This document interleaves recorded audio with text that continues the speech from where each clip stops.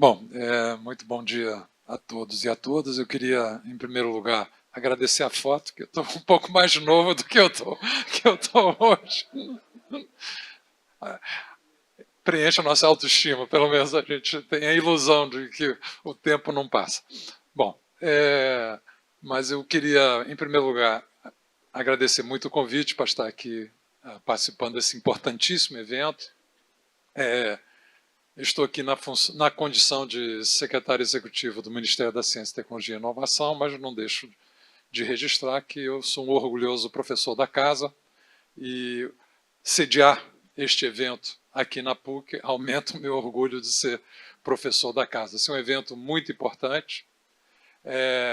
Aliás, parabenizar também pelo nome, Pontes para a Inovação, porque nós estamos vivendo um mundo em que as pontes estão sendo destruídas, infelizmente. Né? E, curiosamente, destruídas por quem as construiu. Né? Então, são os desatinos e os desafios do nosso tempo. E aqui é um seminário, um evento que procura construir pontes. E acho que essa é uma referência muito importante para nós, sobretudo pontes em que a integração promovida pela ponte, ou pelas pontes, beneficia a todos e permite desenvolvimento e bem-estar. Então, acho que é um evento importantíssimo. Então, eu queria parabenizar a PUC, a ECOA, as instituições que estão apoiando, espero não esquecer ninguém, mas o Instituto Confúcio aqui da PUC, o Consulado aqui da China no Rio de Janeiro, o Conselho Empresarial Brasil-China e a Invest Rio, do meu querido amigo Levi, que está aqui também nos prestigiando aqui no evento. Essas pontes, eu vou retomar um pouquinho uma referência histórica para depois entrar na exploração do tema atual, é como construir pontes ainda mais sólidas na cooperação entre Brasil e China, envolvendo instituições de ciência e tecnologia, universidades, institutos tecnológicos, empresas dos dois lados, governos de ambos os lados em todos os níveis, né? Como construir pontes. A ponte entre Brasil e China começou a ser construída em 1962, quando foi aberto o escritório comercial de representação da China no Brasil, depois da visita do presidente João Goulart. Ele viajou como vice-presidente, voltou como presidente, né? Em função da renúncia do Jango, e se estabeleceu aqui um escritório de representação da China no Rio de Janeiro, que recém havia deixado de ser capital nacional. Na época, inclusive, quem representava a China no sistema da ONU e no Conselho de Segurança da ONU era o governo de Taiwan, um evidente contrassenso que acabou sendo revertido uma década depois. Esse esboço de construção de pontes foi interrompido por um período, infelizmente, longo de vigência autoritária, né, de governo autoritário no nosso país, mas no contexto da redemocratização, de imediato foi estruturado o principal projeto de cooperação científica entre o Brasil e a China, um projeto que perdura até hoje na área espacial, que é o projeto CIBERS, né, o Satélite de Observação Terrestre China-Brasil. E é um projeto estratégico e longevo de cooperação entre Brasil e China na área científica, especificamente na área espacial. E, a partir de então, a cooperação entre os dois países se intensificou enormemente e, sobretudo, nos últimos anos, a partir da virada do século. Né? Como é sabido hoje, a China se tornou o principal parceiro comercial do Brasil, algo que seria impensável, né? Há 2 décadas atrás. Né? Ninguém imaginaria isso. Se tornou um dos principais investidores no Brasil, com presença muito relevante de empresas brasileiras em setores estratégicos da economia nacional. Então, a integração econômica, científica, cultural, chegou a um patamar sem precedentes no relacionamento entre ambos os países, e tem tudo para escalar patamares ainda mais importantes, mais relevantes e superiores, né? Deixa eu ver se eu acerto aqui. É isso, né? Então, mais recentemente, ainda nesse ano, os governos da China e do Brasil firmaram um acordo de sinergia entre projetos estratégicos de desenvolvimento do Brasil e a iniciativa do novo Cinturão e Rota da China, em particular, explorando sinergias, inclusive uma boa palavra, porque ela implica uma cooperação que gera um salto de qualidade na integração e nos resultados que ela oferece para a sociedade. Então, há um alinhamento de iniciativas nacionais, como o Programa de Aceleração do Crescimento, o PAC, a nova política industrial que o país desenvolveu, a NIB, o Plano de Transformação Ecológica e as rotas de integração sul-americana com a iniciativa chinesa do novo Cinturão e Rota. Então, acho que abrindo inúmeras possibilidades de construção de pontes em diversas áreas, que é isso que nós estamos tratando aqui no seminário de hoje. Então, quais foram as áreas principais de cooperação tecnológica, produtiva,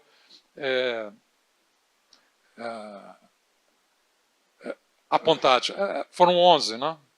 Sistemas de transporte multimodal, a área da indústria de estaleiros, a área da saúde, IFAs, remédios, equipamento médico e vacinas, a área mais aberta de ciência, tecnologia e inovação, inteligência artificial, satélites e telecomunicação, energia limpa e renovável e transmissão de ultra alta voltagem, espero que eu esteja traduzindo em português corretamente, aqui está em inglês, política de proteção ambiental e de restauração vegetal, treinamento e capacitação de recursos humanos e cidades inteligentes. Então, foram, digamos assim, as áreas apontadas como áreas potenciais de sinergia, envolvendo institutos de ciência e tecnologia, universidades, empresas, governos de ambos os países em todos os níveis, né, das suas respectivas estruturas federativas.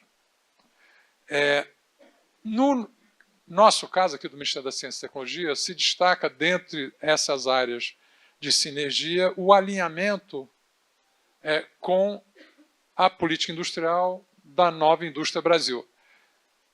A Nova Indústria Brasil identificou, na verdade, 6 missões fundamentais para a promoção do desenvolvimento do país. Cadeias sustentáveis e digitais do agronegócio nacional, um complexo econômico e industrial da saúde resiliente, infraestrutura, eu vou ter que fazer saneamento, né? Moradia e mobilidade urbana sustentáveis, transformação digital da indústria nacional, incluindo aí um conjunto de ações na área de inteligência artificial, que já foi mencionado aqui, bioeconomia, descarbonização e transição energética, e, por fim, tecnologias estratégicas para a soberania e defesa nacional. Então, são as missões que orientam a Nova Indústria Brasil e, no caso do nosso Ministério, nós nos vinculamos a essas missões através da promoção de projetos de inovação, de parceria entre universidades e empresas nacionais, de parcerias entre empresas nacionais e empresas estrangeiras dispostas a desenvolver aqui projetos de inovação, tecnologias e capacidade produtiva. E os instrumentos, aqui agora eu vou falar dos instrumentos da construção das pontes. Quais são os instrumentos que nós temos? Eu acho que esse é um tema de interesse desse público, porque nós estamos explorando aqui justamente áreas potenciais de cooperação entre instituições de ciência e tecnologia dos dois países, empresas dos dois países, mas quais são os instrumentos que nós possuímos para apoiar esse tipo de cooperação, né? Através de projetos de pesquisa, desenvolvimento e inovação. São instrumentos fundamentalmente ancorados no Fundo Nacional de Desenvolvimento Científico e Tecnológico, o FNDCT, que é a principal fonte de financiamento da ciência, da tecnologia e da inovação no Brasil, que teve o seu orçamento integralmente recomposto a partir de uma lei aprovada pelo Congresso Nacional em 2021, mas que não vinha sendo aplicada e que passou a ser aplicada e respeitada em 2023, com liberação integral dos recursos de arrecadação do fundo para investimento em projetos de pesquisa, desenvolvimento e inovação. De que forma? Através do apoio com investimentos não reembolsáveis para universidades e institutos tecnológicos que podem estabelecer, a partir desse financiamento, projetos de parceria com empresas em áreas de inovação alinhadas com as prioridades da Nova Indústria Brasil, políticas de subvenção econômica para empresas, sobretudo para compartilhar com as empresas o risco da inovação, o alto risco da inovação tecnológica em áreas mais complexas. Então, tem chamadas públicas de subvenção econômica centralizada, operada pela FINEP, que é a Agência Nacional de Inovação do Ministério, e programas descentralizados como Tecnova e Centelha, que visam apoiar startups e novas empresas de base tecnológica nessas áreas. Programas de investimento, de coparticipação na estruturação de empresas de base tecnológica, o programa FINEP Startup e fundos de venture capital, né, voltados para a inovação. E, por fim, a operação de crédito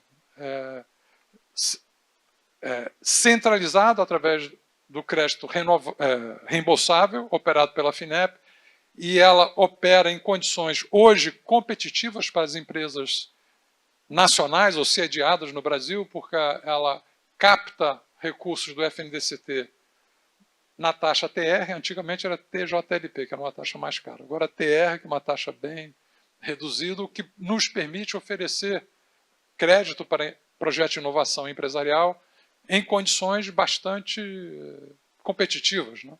E a partir, seja da subvenção econômica, seja das ações de crédito, permitem que essas empresas apoiadas contratem universidades e instituições de ciência, tecnologia e inovação, ICTs, para desenvolver projetos em parceria. Aliás, no caso da subvenção econômica, no crédito não, é um resultado decorrente da oferta de crédito. Mas no caso da subvenção econômica, é a condição para ter acesso à subvenção econômica. Só pode ter acesso à subvenção econômica a empresa que desenvolva um projeto em parceria com uma universidade, uma ou mais, universidade ou instituto de tecnologia nacional. E o FINEP Inovacred, que é um processo descentralizado que usa bancos regionais de desenvolvimento para operar o crédito de apoio à inovação. Então, esses são, digamos assim, os tijolos, né, para nós construirmos as pontes da cooperação na área de inovação empresarial. Com a recomposição dos recursos do FNDCT integral e a sua liberação para investimento, em 2023 e 2024, nós investimos um total em projetos de inovação associados à Nova Indústria Brasil, um total de 26,4 bilhões de reais nesses 2 anos.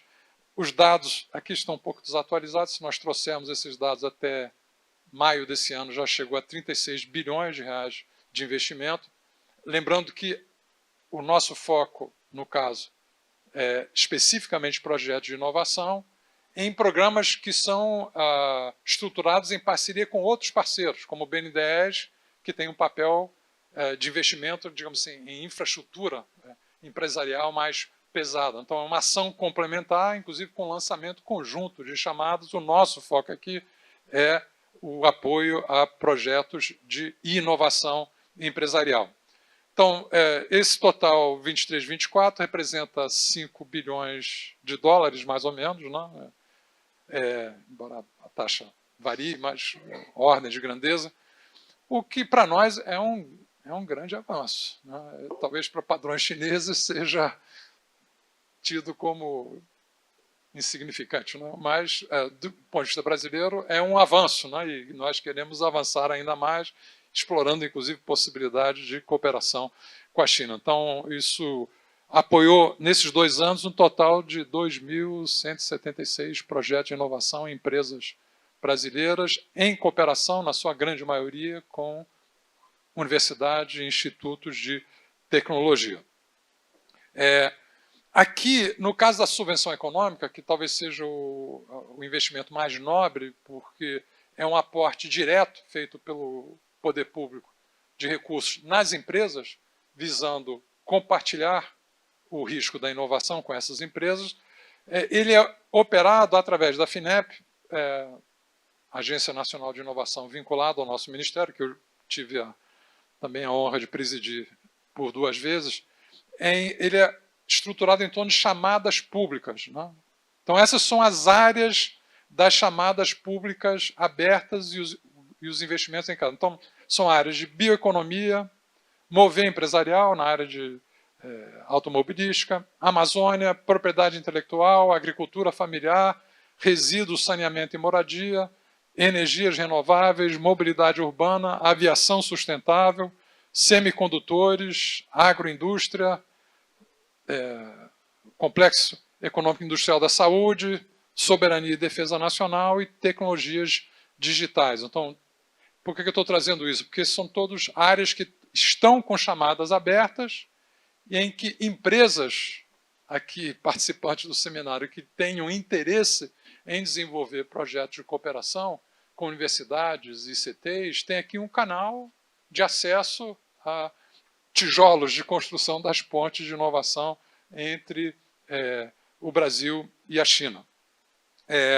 Aqui eu dou só a título de exemplo, né, para ilustrar que tipo de projeto pode ser apoiado, aqui são exemplos de projetos de inovação empresarial apoiados pelo FNDCT no âmbito dessas chamadas.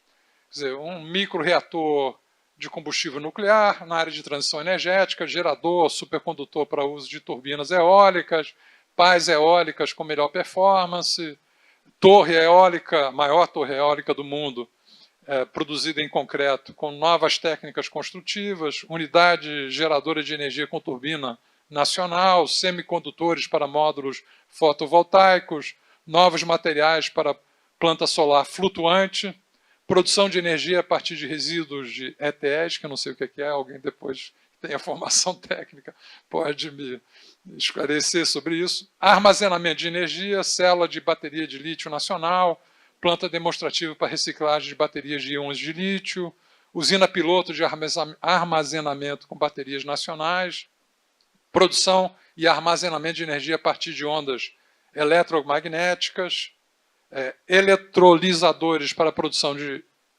aí já na área de combustíveis sustentáveis, né? Hidrogênio verde, desenvolvimento de agave-tequilana para a produção de etanol,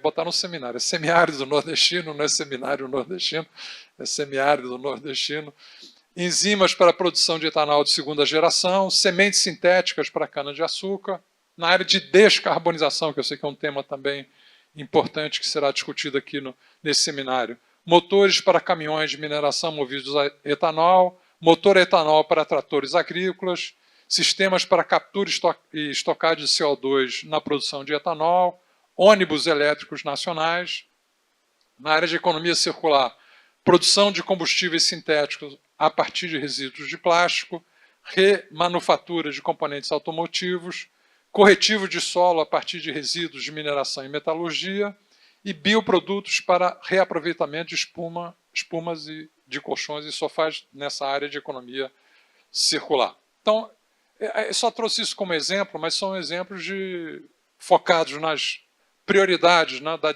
descarbonização, transição energética, transição ecológica, que são áreas onde o Brasil tem o que oferecer à China e ao mundo, porque ele tem capacidade tecnológica nacional, tem uma matriz energética limpa, entre as mais limpas do mundo, tem tecnologia, tem capacidade de inovação, tem capacidade de criação, e acho que é um terreno onde nós temos instrumentos para apoiar esse tipo de iniciativa. Dei aqui alguns exemplos só para ilustrar o tipo de projeto que esses programas de investimento apoiam.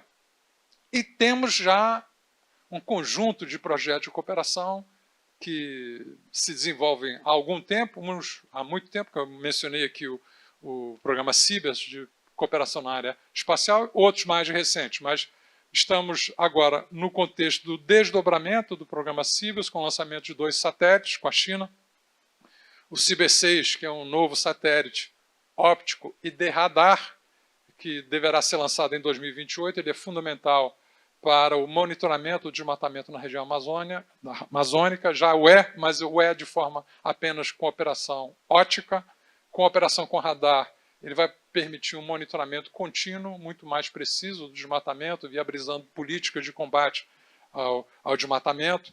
O CIBES-5, que será o primeiro satélite geoestacionário desenvolvido pelo Brasil, no caso, em parceria com a China, que é um satélite meteorológico, que terá um papel muito importante também no monitoramento dos biomas nacionais, em um contexto de crescente restrição de acesso à imagem de satélite, infelizmente, que está sendo praticado por outros países que tradicionalmente cooperavam conosco. Então, ele vai ter uma importância estratégica para sustentar políticas de combate ao desmatamento e de enfrentamento das mudanças climáticas. Um radiotelescópio Bingo, que está sendo desenvolvido e construído na Paraíba, que é uma iniciativa conjunta do INPE, da Universidade Federal de Campina Grande, da USP e da Yangzhou, da Universidade de Yangzhou, junto com o Instituto 7C54 da China. Há uma parceria sendo desenvolvida na área de radiofármacos entre o IPEM, que é vinculado ao Conselho Nacional de Energia Nuclear do nosso Ministério, e o China Isotope and Radiation Corporation, com apoio da Comissão de Energia, a Autoridade de Energia Atômica da China, que vai fortalecer a capacidade nacional para a produção de radiofármacos para diagnóstico e tratamento oncológicos. Então, vai ajudar a nos dar autossuficiência na produção de radiofármacos, que isso se soma a um outro projeto estratégico, que é o do reator multipropósito brasileiro, que está sendo financiado com a FNDCT, que também nos vai dar garantia de autonomia na área de radiofármacos, entre outras aplicações. E aqui abre-se também uma avenida de possibilidade de cooperação em torno da inteligência artificial, tema que ocupou um papel central no recente encontro dos BRICS e no âmbito do qual há um gigantesco potencial de cooperação entre o Brasil e a China. Então, já foi acordada a estruturação de um centro de cooperação Brasil-China para aplicações no uso responsável e ético da inteligência artificial, para fortalecer a cooperação industrial tecnológica e de pesquisa e inovação em inteligência artificial entre os dois países, fortalecer ações que garantam soberania de dados e soberania digital a partir da inteligência artificial e promover a inteligência artificial como instrumento de inclusão e promoção social, ao invés de ser um elemento de segregação, né, e gerador de desigualdade crescente no mundo. No âmbito do Plano Brasileiro de Inteligência Artificial, que eu tive a honra também de coordenar no âmbito do governo, há um conjunto de investimentos em infraestrutura que vão propiciar a possibilidade de parceria na construção de infraestrutura de processamento no país. Desde nós de supercomputadores e aceleradores para aprendizado de máquina, em IA, mas também a estruturação, um dos objetivos do plano, e aqui no Rio de Janeiro, erguer um supercomputador que esteja entre os 5 mais potentes do mundo em termos de capacidade de processamento, e aqui é uma área onde a possibilidade de cooperação com a China é gigantesca. Aqui, já que a prefeitura está aqui, nós firmamos há exatamente uma semana atrás, né, uma cooperação entre o Ministério da Ciência e Tecnologia, FINEP, BN10, Eletrobras e a Prefeitura do Rio, um memorando para o projeto Siri, Rio Inteligência Artificial, que visa transformar a cidade do Rio de Janeiro num hub global para data centers e inteligência artificial. Inclusive, o plano nosso é sediar aqui, esse supercomputador a que me referi, sediá-lo aqui na cidade do Rio de Janeiro, tendo uma usina de energia renovável dedicado para que ele não gere mais contaminação do clima e da atmosfera. Então, eu termino por aqui, espero que dentro do prazo, e espero que as informações aqui trazidas sejam úteis para o restante do seminário. Muito obrigado.